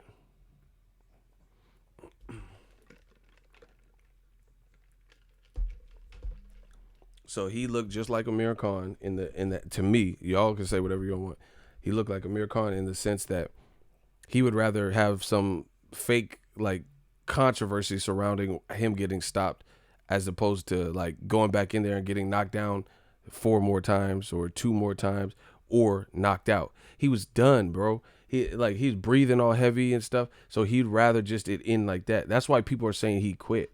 Some people are like, oh, he didn't quit because he got back up 4 times. Yeah, but it looked like to me. This the real deal. This the real deal. This the real deal. And I'm no casual. Shout out to Macho Samurai from Canada, $2 super chat. Hey, Ego, what do you think about Josh Kelly? I thought Josh Kelly was further along than what he is based on the Ray Robinson. I know Ray Robinson was coming off a draw, not necessarily an easy guy to look good against, but he was playing around a bit too much and stuff. So, you know, he could build from that, but he looked. Amir Khan looked way better. No, he didn't. Amir Khan didn't look good to me versus Crawford, but I mean, he didn't get knocked down as many times, but yeah, they're just different fights. But you guys are missing the whole point. The whole point is Joshua looked like the reason why people are saying he quit, and like I said, I'm far from a casual. It's not like, yeah, they're like, oh yeah, how could he have quit if he got back up? Yeah, he got back up, but he was spitting his mouthpiece out, and like I said, he would rather. It looked like, and I'm not trying to be overly critical or all this extra shit, but to me, it looked like he would rather like have it ended standing up like that than to go out on his shield. Andy Ruiz, shout out to R. Will. See, people know what I'm saying is true. That's why it'd be hard to do these live streams because the money just keep coming in. Ego, I appreciate your grind, new media. Appreciate you. Andy Ruiz, I'm just telling you, there's different types of passions. Andy Ruiz got badly hurt. This the real deal. And when Joshua, he came up to him, hella big, came up to him, blasted him with a huge right after he got knocked down. Andy Ruiz ate that whole shit. And then Joshua was like swinging. He's huge. You know, Joshua's a big dude. He's swinging with deadly intent. Andy Ruiz right then and there made a decision. If I gotta go out, I'm gonna go out on my terms. He's gonna take me up out of here. That's just what he did. And in doing that and standing his ground and also being the shorter fighter with short arms and shorter shots, Joshua got clipped up. Pow. Then he seen a reaction. He's a fighter. You see, there's a difference between being like debilitated totally and being hazy and cloudy.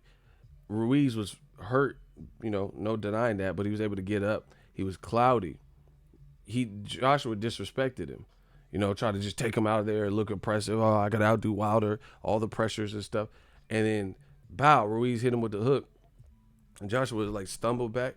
And he was like, oh, shit, okay, bow. And then he hit him with another hook at the temple. And then Joshua would start, and then he was like, yeah, motherfucker, yeah, that's a fight. You know, it's a fight. So Ruiz started feeling himself.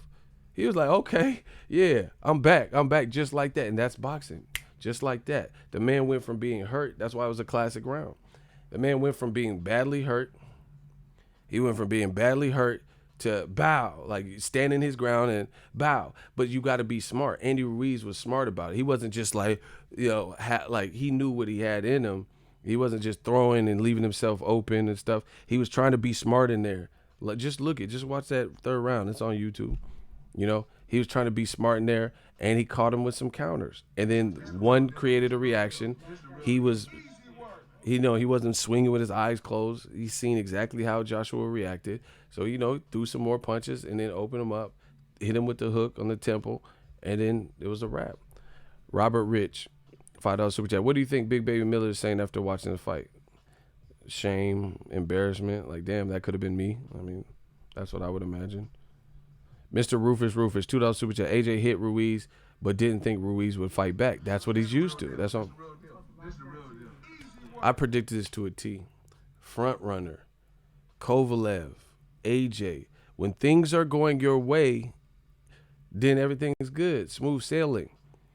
I told you all the time, fighters like Andre Ward and Floyd Mayweather, to me, they show their greatness. Even Pacquiao, they show their greatness because it's not what you do when things are going your way.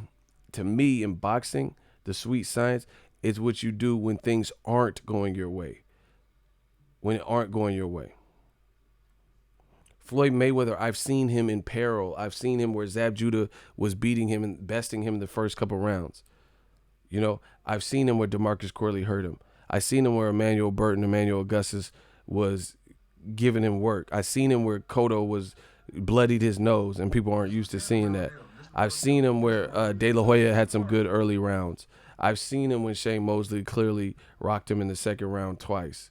I've seen it. So I get to see that mental palette, your mental makeup, what you really talking about in those moments. Shane Mosley would have knocked out someone. So I knew Floyd right then and there. Floyd had a chin.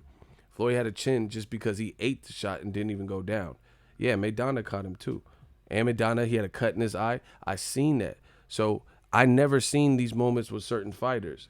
And some of it's because they've been doing good for themselves, doing well for themselves, so we don't get to see it. Like Kovalev, he was doing well for himself. But the moment he got in there with Andre Ward, somebody would stand his ground and start like strafing his body after being knocked down, and someone he couldn't just mow over after hurting him once. Andre Ward's like, I train my life for this. My family's watching me right now. I got sons. I got daughter. You know what I'm saying? We're in a fight. I've seen it with Andre Ward. Y'all don't watch fucking boxing. Andre Ward, Darnell Boone. Boone got cracks. He stopped Adonis Stevenson. Andre Ward got hurt and fell and bounced on the canvas. Got the fuck back up and got back to business. Period. One of my favorite counterpunchers, Juan Manuel Marquez. He was down. He drew first blood with Pacquiao. And Pacquiao hit him with some shit. And Marquez's legs stiffened up. I was like, oh, shit. Then his nose was bleeding and leaking. He still knocked Pacquiao the fuck out. Watch Juan Manuel Marquez and Michael Katsidis. Juan Diaz was a war. I know what to expect from Marquez, bro, because he showed me in those moments what he's talking about. Tough fight. He got knocked down 3 times versus Pacquiao in the first round and still fought to a draw. Marquez, he let me know over and over again what the fuck he was talking about. Joshua, I hadn't seen all that. And the moment he had a chance to do it, I didn't get to see enough because Klitschko he wasn't aggressive. Yeah, Baby Bull Diaz was a lot younger than Marquez, and he was the favorite and all this stuff, bro. Yeah, Pacquiao got knocked the fuck out. Now he's back to beating Broner. He might beat Thurman. You know what I'm saying?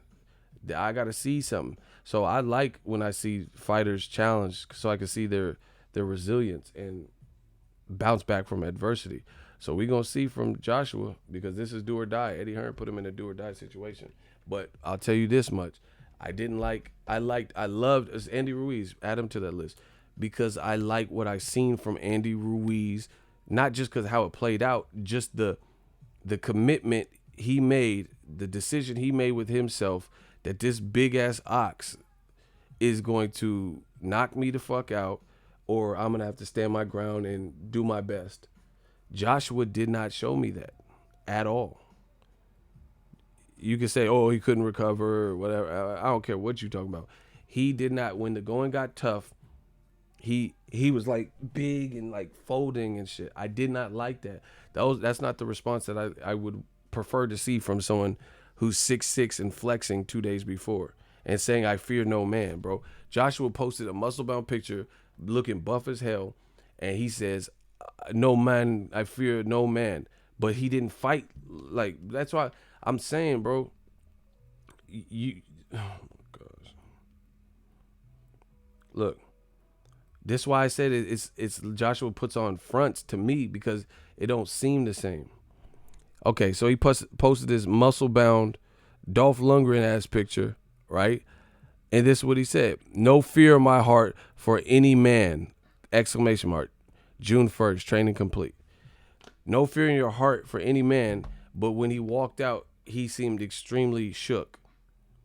When the first round took place, he seemed hesitant.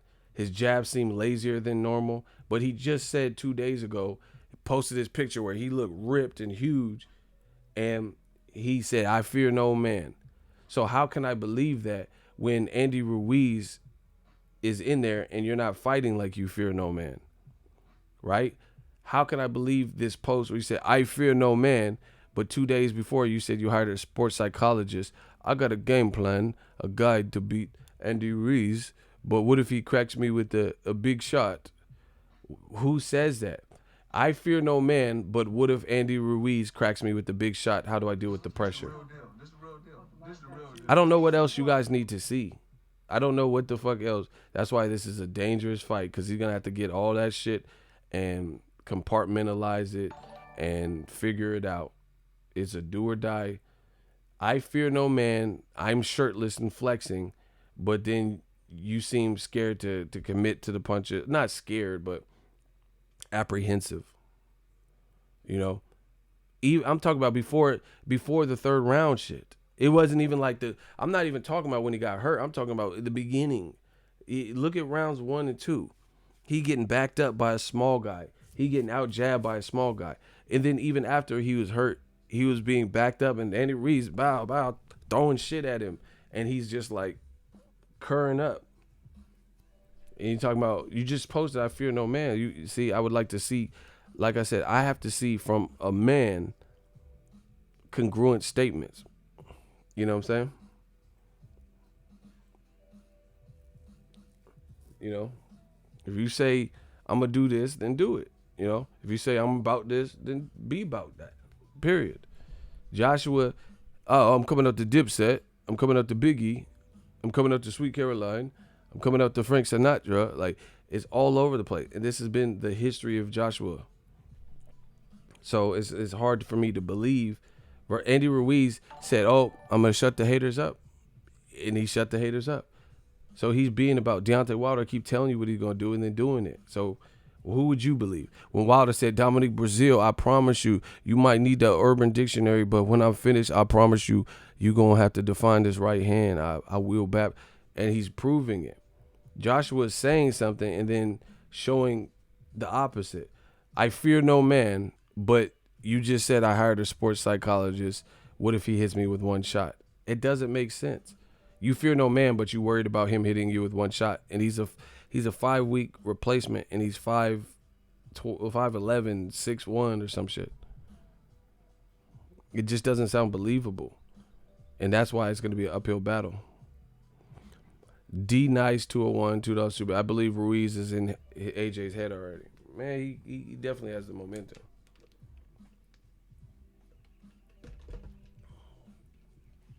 Okay, if I say to you guys on this live stream, let's say I'm live streaming at the coffee place, and I say, oh, you see that guy, you see that fine girl, you see that shorty right there? I'm not afraid, you know, I'm gonna go holla at her, right? And then I'm still live streaming, and you hear my dialogue, and I'm like, hey man, I was wondering, would you? Okay, and then I get back on the live stream, and I'm like, yeah, see, I tried to get the number. And you heard my whole game. You heard, so I just said, oh yeah, watch me pick her up, you know. And I sounded uber confident. Oh yeah, I'm about to get this girl. Watch this. Watch how I do, you know. And whether I got it, because she could be married or whatever, but whether I got the number or not, you heard my approach. You heard me talk to her, and I sound like I was afraid of her. You know, I sound like different. Then that's not really believable. I'm like, yeah, look at this live stream. You see that girl back there? You see that girl? You see that brick house right there? You know? And I'm like, yeah, watch me pull her. You know, and I'm telling y'all, and as I'm telling y'all, it sounds smooth. It sounds GQ. It sounds like I'm Don Juan DeMarco and shit. Casanova. And then you hear the conversation because I'm live streaming. I just put my phone down. And I'm like, hey, ma'am, I was wondering if you... And I sound unsure of myself. And I'm not spitting at her proper. Open up a conversation. There's no way to fake that. Either you are or you aren't. Like, it's like YouTube. When I first started YouTube, it was not as fluid as it is now because it's weird being in a room by yourself and just talking to people you can't see or touch. You know what I'm saying? You know, you have to gain confidence. So I didn't just come on to YouTube and I'm like, what up, fight? What are you doing? Keep going. You know, you have to build up to public speaking. You have to build up to, and I had experience in certain regard, you know, doing rap music and stuff like that. But it's still a different running a podcast or a blog to finesse it. You know, it takes time.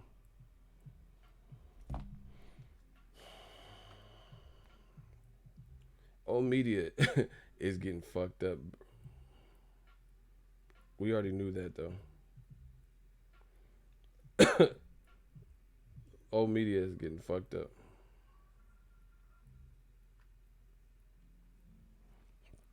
Look, that's what I said, man. We gonna dry up this well now. Exclusive. Marcellus Wilder's drug test report reveals no PEDs involved.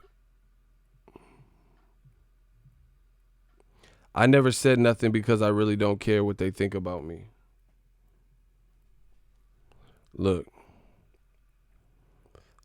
Because I really don't care what they think about all these rumors they made up about me on the internet just because I'm the brother of Wilder, Deontay Wilder, but I let God handle my battles and patiently wait till his blessings of truth pollute the air. Till this day, gold-blooded Wilder. Bro, shout out to whoever just let me know. Bro, old media is dead. See, this is what I'm talking about. You never heard, when did you ever hear me make a video and say Marcellus Wilder's was on anything? I didn't say that. I didn't write no articles on my website. I didn't say that. It didn't come from me. I didn't do a live stream and even talk about that. This is why. But there were people who wrote articles. There were people who did videos. There were people that did Instagram posts. I told you, we the best. We the best music. Old media is dead. Now you guys should need to make that conscious decision of who do you want to believe. At what point, how much stuff do we have to get wrong? You see the shit I partake in. You see the shit I put out. You see the shit I say. And then you see what old media says and what they put out and what they say. Oh, Mikey's going to destroy Errol Spence. Oh, Marcellus Wilder's on PEDs like Wilder. All this baseless conversation. When have you ever heard anything from ESPN, Boxing News 24, anybody like that who said any of these same allegations about the PED shit? They are willing to throw, they say they do this to me. Oh, you know, Ego's on drugs or he's gay or he's this or that. Bro, I don't care what the fuck they talking about, bro. Is, you know, show us any proof of whatever, anything you say. Failed drug tests, people doing drugs, bro.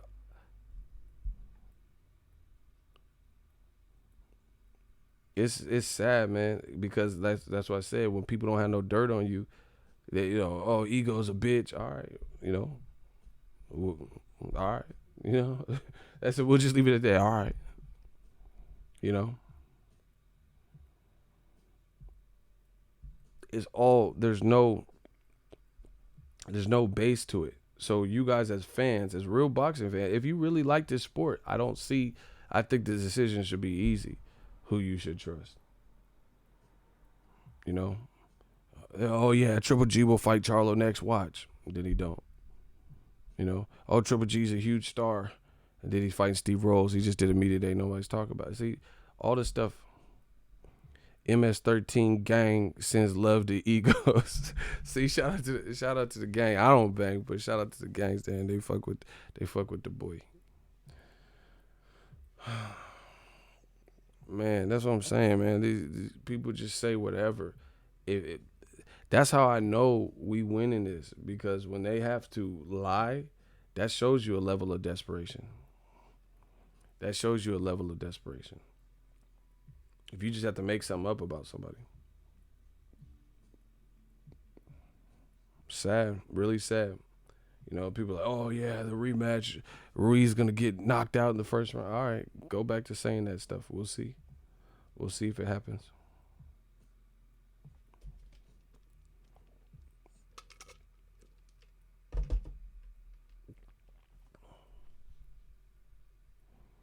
They don't care to trust you because you aren't saying what they want to hear about their fighters. They don't want the truth. They are like bitches. Bitches hate to hear the truth. Oof. Exactly. That's what I'm saying. That's how you know. They say we not the real boxing fans, but then when what I said came true, they still mad at me for saying it. That shows you what you need to know. They never cared about the truth. How would you be mad at me? Like, oh yeah, you fucking weak ass, Wilder fans and Andy Ruiz fans, and how are you mad at anybody else because Joshua lost? How are you blaming anything else? This is what they do. They are parasites. A parasite needs a host. Let's dry that well up. Give them less, just give them less and less of your attention, less of your time. Let's dry that well up. We got to get boxing back to its proper, I want boxing to be recognized. Everyone's talking about the NBA finals and shit. They need to be talking about this boxing shit. And, we're making good progress because everyone talked about Wilder and that went viral. And then everyone's talking about Joshua and that went viral. So we're doing good. But Joshua obviously went viral for a whole different reason.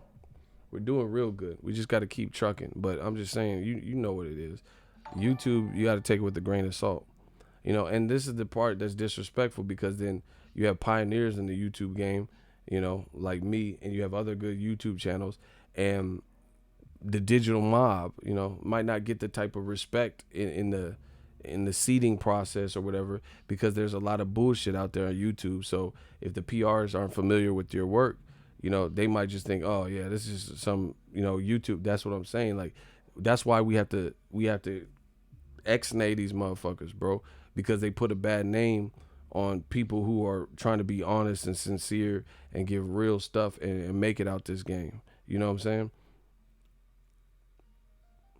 It gives it a bad look, because now some of the PR people that don't know up and coming YouTubers who might be raw and might be cool, they might not be giving them respect, because they know there's people talking about, oh yeah, Wilder's a bitch, and talking crazy on the internet. So they like, nah. Again, that's what's wrong with the internet. It's a great vessel and tool for communication, keeping in touch with family, but there's no accountability, no accountability. People will just say whatever on the internet. So we need to do our part to, just give up for the culture. Boxing is a fun shit. We all get passionate. And I'm not just talking about you got a fight prediction wrong. That's the minimal. But when you putting dirt on someone's name saying Marcellus Wilder failed drug test, that's something different, bro. You trying to hurt his brand. Like, I don't know if he has kids or nothing, but you trying to hurt this man's livelihood. That's different. When they say this about me, you trying to take money out my pockets. So now I got to do like 48 Laws of Power told me, crush your enemies totally. Old media is dead. We talking about different things. I don't fuck a fight prediction. You talking about, making up lies about me or Marcellus Wilder, or whoever you don't, Errol Spence, Charlotte, whoever fucking person you don't like, Let's just get it back to its purest. That's my time, people. We'll see how the Joshua Ruiz announcement plays out from here, but I just think it's a dangerous fight for Joshua. He should have took some time before, like I said, at least before it's publicly announced, because now it's Eddie Hearn just already announced it. It's do or die. If Joshua pulls out or says, I'm not fighting him now, then that's going to make it look like he ducked. Should have waited. But again, This is Eddie Hearn in Rematch Room. Barry Hearn and Eddie Hearn care about saving face for them more than the fighter. That's what it's looking like. You know? And the other thing is this. Eddie Hearn, I told you they were playing the game they couldn't win. Everything starts with new media. So look at how they treated American media. You know, putting them in the nosebleeders, flying in a bunch of UK media. How you gonna fight in America and try to have the only public speaking voice, the only one with access to Joshua, are the people that always have access to Joshua? How is that right? How is that fair? So the people in the UK, they can meet up. They could easily get to Joshua's gym or catch him at a Dillian White, Oscar Rivas fight or something like that. But the American media, the only time they've ever had a chance to necessarily see Joshua fight, his American debut. And then you try to overpower it because you don't want to make him feel uncomfortable and you don't want American media to have their say. Now you just lost to an American. You know? Now Eddie Hearn, what about his future cards in America? You got to think about that. You got to think about that. That's why I say it doesn't make sense to come in a game creating this divide and this division, because for DAZN to succeed, which Eddie Hearn is connected to, you know, you have to do right by the American people. You have to put out the good content, stuff like that. I said this from the beginning. Somebody with DAZN should have checked Eddie Hearn at the door and said, hey, I keep seeing all these comments and videos. Everybody is angry with what you are doing. Can you please not fuck up the bag for all of us? Because guess what? AJ is Eddie Hearn's biggest star, and his American debut was disastrous, and now he lost. So now what do? Turn back to American media and come humble? You know, some people might still be angry. Some people hold grudges. That's why I told you, you're playing a game you cannot win. America's big. You have this pact or joint venture with DAZN. You need us. You need to get a rapport, a relationship with American media. You know, instead of rejecting American media, dejecting American media, trying to have snarky responses with American media, put them all the way in, you know, Timbuktu for the Joshua fight, where they got to watch the fight and Joshua's big ass looks like an ant because they're so high up. And then now Eddie Hearn, they really did a number with this. You know, he did all this to hurt Deontay Wilder's brand, to make Wilder look insignificant. And then now you want people to get behind Joshua. Now people are happy that Andy Ruiz got the belt. So now America has a bunch of people, and some of them are Americans, or their teams didn't do all this, so their brands are stronger in America than Anthony Joshua. I told you this. Wilder's an American. His brand keeps growing. Andy Ruiz, Mexican-American. He gained a lot of fans. His brand is now growing. Luis Ortiz's team ain't been tripping out every single day and, you know, pissing off every American, right? So he has a brand here. F.A. Ajagba, he's just been learning, putting on good performances, learning and shit. You get what I'm saying? So nobody else's brand is more affected in the heavyweight division than Anthony Joshua's.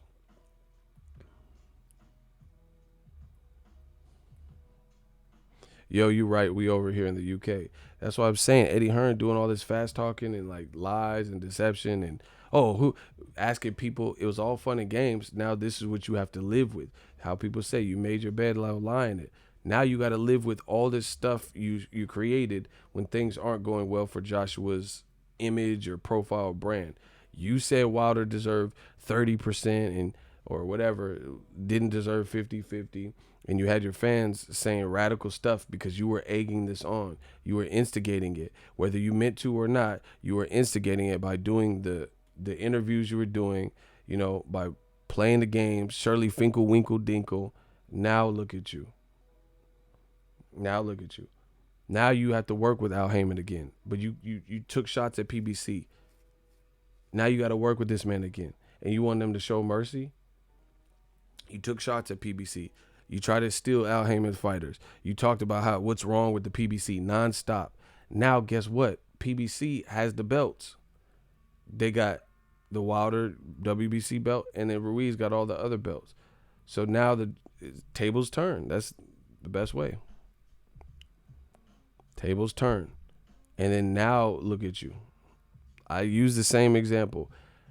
That's why you have to treat people with a certain level of respect, because you never know. You never know what situation. You can't treat people bad. You know what I mean? If I have a car today and I'm driving down the street making fun of people walking, right? And then I have a series of unfortunate events and then my car gets repoed and I don't have no money. Now I'm walking to the same bus stop that they was walking to. You know, they might try to jump me or something. Like, yeah, motherfucker, we heard you talking that shit. Now it's even the score. You know, they have the chance to even, or they even, you know, they laughing at me. Every day I drove by, I was mocking them because they was walking to the bus stop. Ha ha, look at you, ha ha, beep beep. Now I got my car repoed. I'm in the same boat. That's why you got to be humble.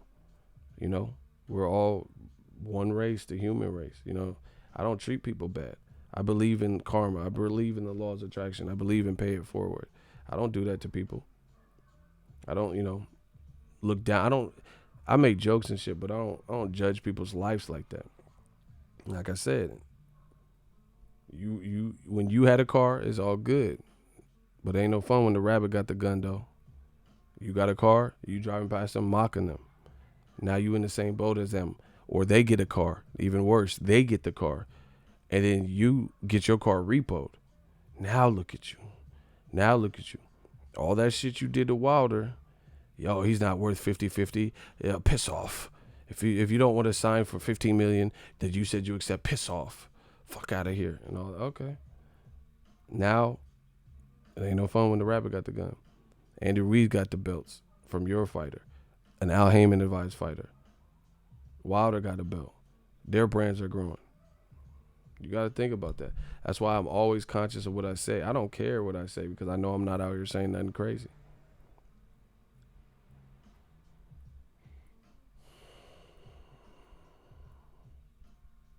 So that's my thoughts. I hope everyone enjoys their day. I'll probably be back with some more heat in a little bit.